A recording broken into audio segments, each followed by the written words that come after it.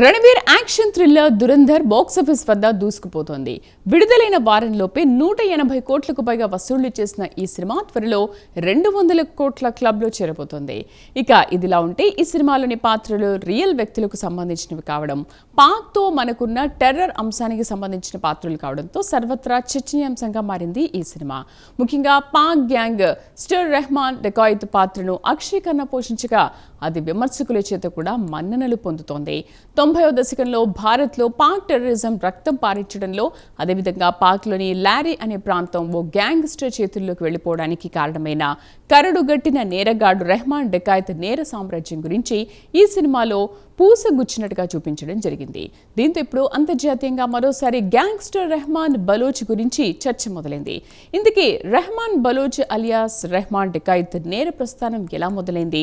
13 ఏళ్ల వయసులోనే కన్న తల్లిని దారుణంగా హతమార్చిన రెహాన్ అంచెలంచెలుగా ఎదుగుతూ నేర సామ్రాజ్యాన్ని విస్తరించే క్రమంలో చేసిన అఘాయిత్యాలు అతన్ని కరడుగట్టిన గ్యాంగ్స్టర్గా చేసిందా, లేక రాజకీయంగా అతనికి దొరికిన అండదండలే అంతటి వాడిని చేశాయా?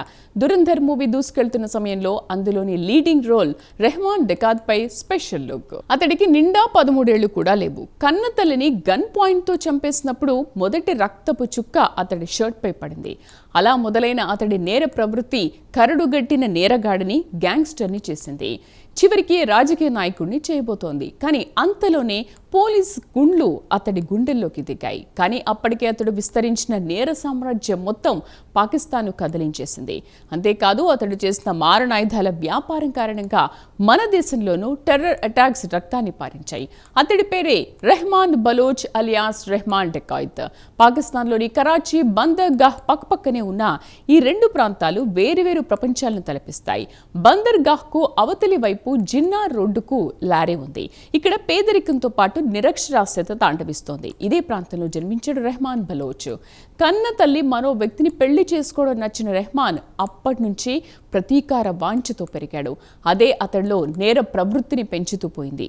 అయితే తన తల్లే తన గురించి పోలీసులకు సమాచారం ఇస్తుందని అనుమానించిన రెహమాన్ నిర్దాక్షిణ్యంగా తల్లినే చంపేశాడు.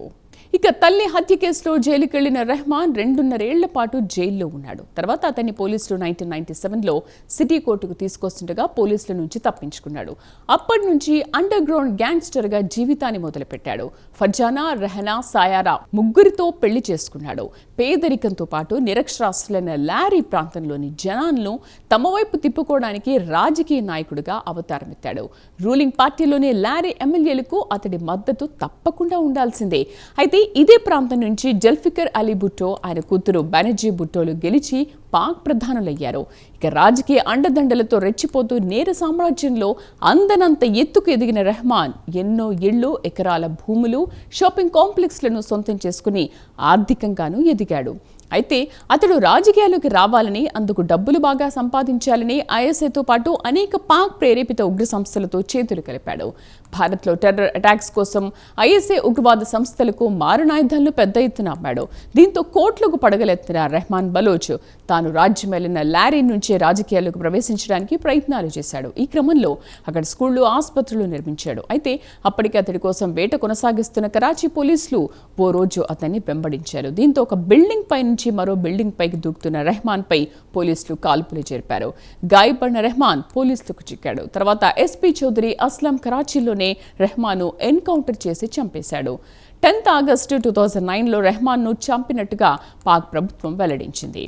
అయితే చంపబడే నాటికే రెహమాన్ పై మొత్తం 80కి పైగా మర్డర్ కేసులు ఉన్నట్లు కరాచీ పోలీసులు వెల్లడించారు. మొత్తానికి కన్న తల్లిని చంపడం నుంచి మొదలైన రెహమాన్ బలోచ్ నేర సామ్రాజ్యం అటు పాక్ పై తీవ్ర ప్రభావం చూపించడంతో పాటు ఇటు మన దేశంలో 90వ దశకంలో ఉగ్ర పంజాకు మారణాయుధాలు సప్లై చేసే రూపంలో ఎఫెక్ట్ చూపించింది.